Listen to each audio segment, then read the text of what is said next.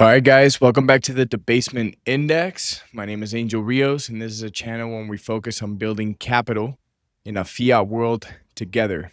So, today, the topic of the conversation is going to be the dollar, how the dollar has lost a massive amount of purchasing power in the history of the US dollar, how it's going to continue to get worse, and how the world is shaping to be how the world is de-dollarizing, both in central bank reserves as far as U.S. treasuries and trade. The world is using less dollars when it comes to trade. So, without further ado, let's get into it. So, take a look at this chart. This is the purchasing power of a dollar in the last 100 years. Now, a lot of people love to keep their cash in the bank because it makes them feel safe. But I'll ask you a question.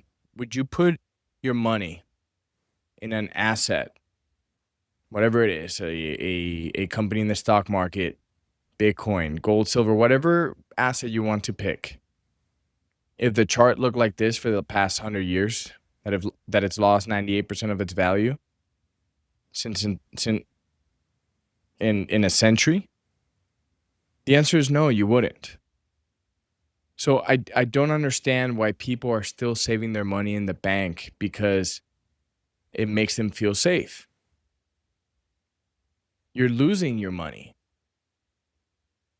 right? I want to be able to purchase the same things I can now in 20 years with the money that I earned today. And you can't do that if you have your money in a bank account just sitting there, because it's getting absolutely eaten away. Now, I spoke to a couple of my family members not too long ago during Christmas about the fact that the world is going to start de-dollarizing and that all fiat currencies, for that matter, are going to zero. And they were like, no, that's never going to happen to the US dollar because the military backs it, which is a crazy statement to say, by the way. And because it's the world reserve currency, and all these reasons that, the family members I was speaking to are boomers, but all the reasons that, people usually, protect the dollar for. So what we're going to talk about today, right, is how this is happening, how de-dollarization is already occurring across the globe with multiple countries, especially the countries that hold U.S. treasuries as a reserve asset, and how it is that we're going to protect ourselves against it. Because so many people think like those family members that I spoke to, that the dollar is never basically going to fail. And newsflash for you, the US dollar will fail unless it changes quickly. And all government currencies will fail because they're all designed this way. The US dollar being the strongest one among them still. But that's rapidly changing. So if the US dollar is going down, the other ones are suffering even greater, even more. So let's get into how the US dollar is losing its place as the global reserve currency, because a lot of people still don't understand this. And they don't understand the deep hole that this government has sunk not only the nation into, okay, both Republicans and Democrats, but sunk its people into. So let's all right, so remember that a huge reason why the US dollar is the reserve currency for the world is because foreign governments hold US treasuries, US bonds, US government dollar denominated debt in their treasuries, central banks, nations, private banks. Bonds used to be the safe haven. They used to recommend 60-40 portfolio. You guys remember that? 60% stocks, 40% bonds. Well, now nobody wants to hold the bonds because those who were purchasing bonds before, in this case, foreign holders of US treasuries, which has gone down, by the way, from 40% to 14%, is because they're not sure or confident that the US government is going to pay back its debt obligations. Therefore, they are unloading treasuries off their balance sheet because they don't want the risk. Bonds used to be seen as no risk, right? Backed by the full faith and credit of the US government. Well, that credit is now in serious danger of default, which is causing these governments to give up the US treasuries and also bringing the dollar down with it, because the demand for the US dollar is going down simultaneously because of this. So I wonder why these foreign governments and why people and institutions and pension funds are no longer sure that the US government is going to pay back its debts. Well, let's take a look at why that reason might be. All right, so welcome to the chart that explains how inefficient, absolutely irresponsible the government is with our money. This is the US debt to GDP ratio, meaning how much money do we owe compared to our gross domestic product output. Now, this goes all the way back.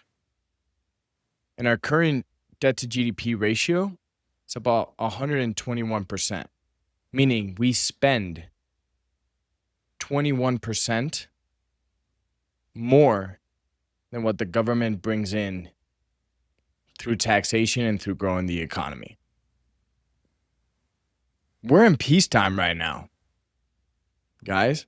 There's not a real big conflict going on at the moment. And our debt to GDP ratio is almost as high, if not just as high, as it was during World War II, when they literally mobilized the whole economy, sold war bonds, printed money in order to fund the war effort. Explain how that makes sense. We bring in about $5 trillion in taxes, and we spend about 7 trillion, soon to be 8 trillion. 121% debt to GDP.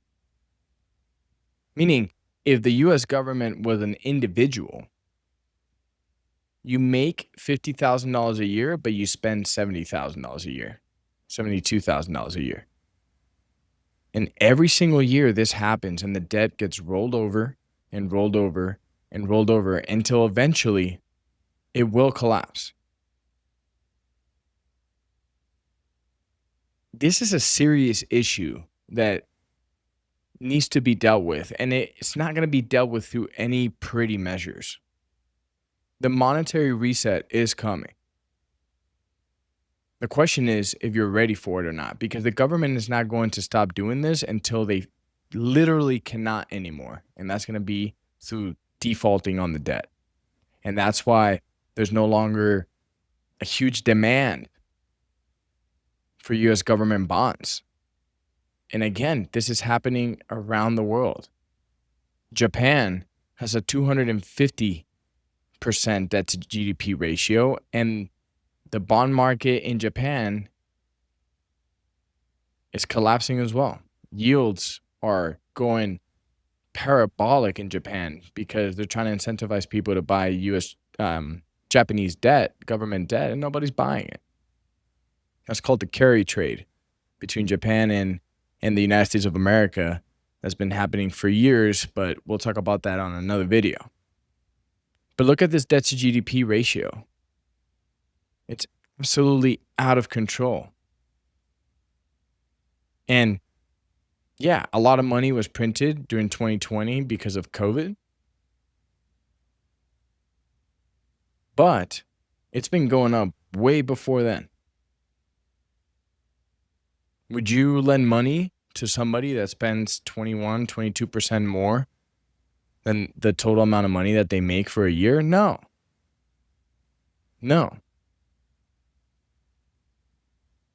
And people institutions, pensions, and people around the world are catching up to this. There's no way you're giving us our money back. So let's keep looking at how GDP, debt to GDP ratio is expressed by looking at something that everybody has access to, which is the national debt clock. Very scary chart to look at, but we're going to get into it. All right. So right here on the screen, you see the accounting nightmare that is the US government's balance sheet.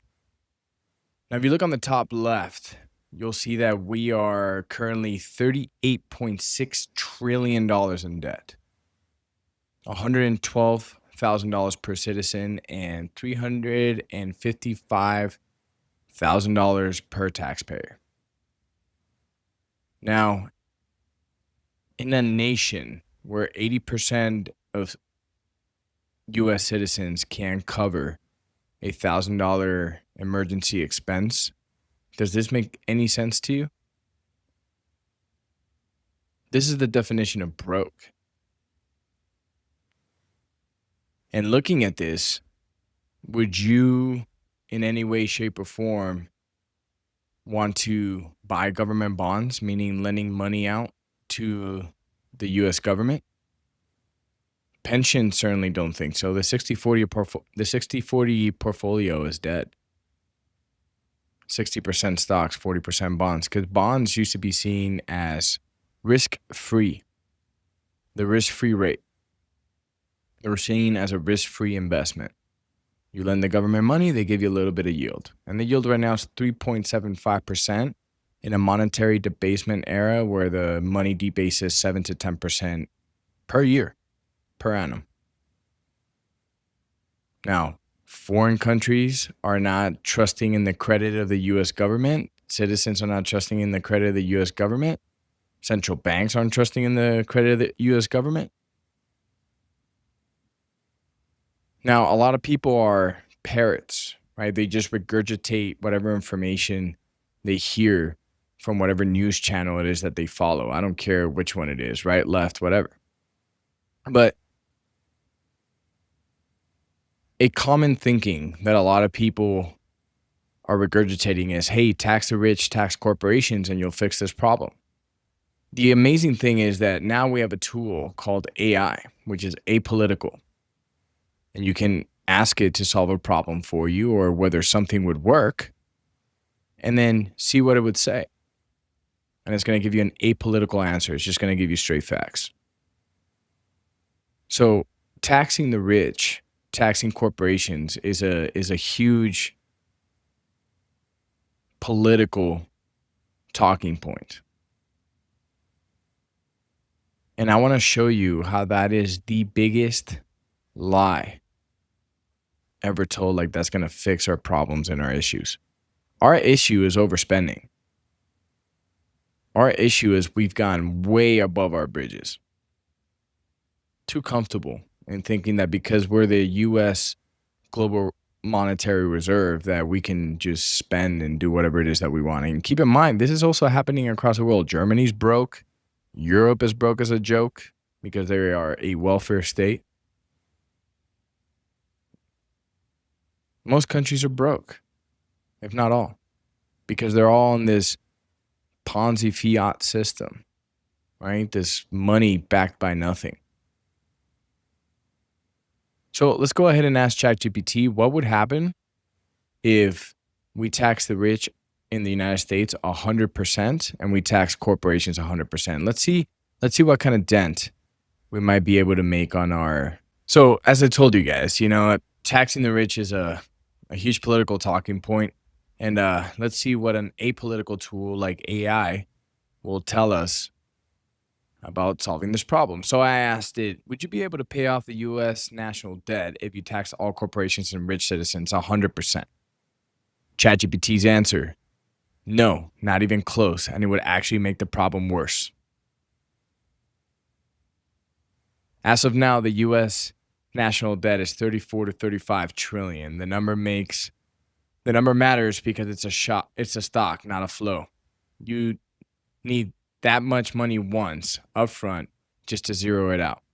Okay? So let's talk about the billionaires, yeah? Total net worth of all US billionaires combined is roughly 5 to 6 trillion. Even if you tax them at 100%, liquidated every asset, ignored market crashes, you'd cover 15 to 18% of the debt one time. What about the corporations? Corporate profits per year are closer to 3 trillion in a good year. If you taxed 100% of profits forever, you would instantly kill equity markets, destroy pensions, 401ks, insurance reserves, capital flight, and mass unemployment. You would cause mass unemployment. And you'd still be running annual deficits, and debt would start rising again immediately. I mean, and the thing is, people don't even look up. They don't even use the tools at their disposal to figure this stuff out. It's not a tax problem. It's a money problem. The money's broken. It doesn't store value. It doesn't keep your time and energy. It doesn't keep its value over time. The uncomfortable truth, the US debt problem is not a rich people problem. This is ChatGPT. It is a currency design problem, structural deficit problem, entitlement plus interest problem.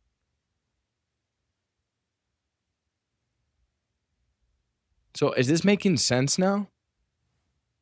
That we're here getting torn apart when everybody's dealing with the same issue. And one side of the spectrum says one thing, and then the other side of the spectrum says another thing, but the problem keeps occurring.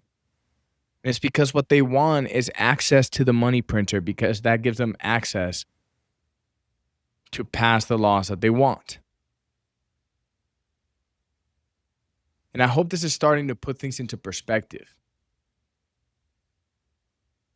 The core issue is the money, what we use to store our time and energy, our work, our productivity, what we use to purchase goods and services in the future, what we use to save, is flawed, fundamentally flawed. But I don't want to be all doom and gloom on this one, right? There is hope. We always should fight with hope. And there is hope for everybody who is going through this issue, which is everybody, rich, poor, middle class, which is shrinking quite heavily, by the way. So let's talk about what the hopeful option is in order to fight against this. Let's see what that beautiful orange hope is. I feel like some people might know what I might be getting at. What a beautiful chart. What a beautiful, beautiful chart. Orange, Bitcoin, the one at the top. And the ones at the bottom are silver and gold. And then you can't even see the US dollar index on that chart because it's just way down at the bottom, negative, compared to all of those. I'm not saying don't buy gold or silver. Those are keeping your purchasing power. But Bitcoin is keeping even more of your purchasing power if you save in Bitcoin. Doesn't get debased. And the stock to flow ratio is way less than silver and gold. Now, in future videos, we're going to get into why silver and gold are running up right now much hotter than Bitcoin is, and Bitcoin is more going sideways. But it's not the first time that's happened. When there's big monetary debasement coming up in the future, gold and silver always smell it first, and they start running up. And Bitcoin always ends up coming last because Bitcoin reacts to liquidity in the market much better than gold and silver do. Gold and silver run first, and then Bitcoin runs last, but it runs harder and it goes up a lot more over time. This is why I keep saying, and I keep trying to urge people to save in Bitcoin, because it so far during the 15 years since it was created in 2009, it's kept purchasing power better, and it's been outperforming everything in the market. There is no asset, whether it's real estate, any stock that you can think of, gold or silver, that have performed better than Bitcoin. It is the best performing asset in history, but especially over the last 15 years. It is a hedge, a protection, insurance upon this monetary debasement that is going on around the world, and specifically the United States.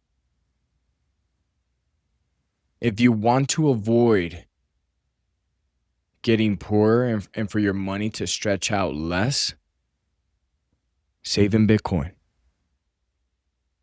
And I will continue to say that until more and more people listen. And the crazy thing is that Bitcoin at $88,000 right now, or $87,000, you're not late. And the way you know you're not late is go around asking people what they know about Bitcoin. They don't know anything. And then there's a lot of people who have no shame in talking about something that they don't know anything about, and all it takes is a few questions to know that they're full of S-word. For you to know they don't know what they're talking about. And I'm going to make a video in the future debunking every single one of the concerns or the FUD, fear, uncertainty, and doubt about Bitcoin. It is the best performing asset in history. And it looks like it's gaining mainstream adoption now. So you're so early. You're so early. Save your money in Bitcoin. Keep your purchasing power. If you want to do it in silver and gold, sure, go right ahead. It's better. It's better than keeping your money in cash. But just know that the divergence between those lines, that's what you're giving up by going to silver and gold.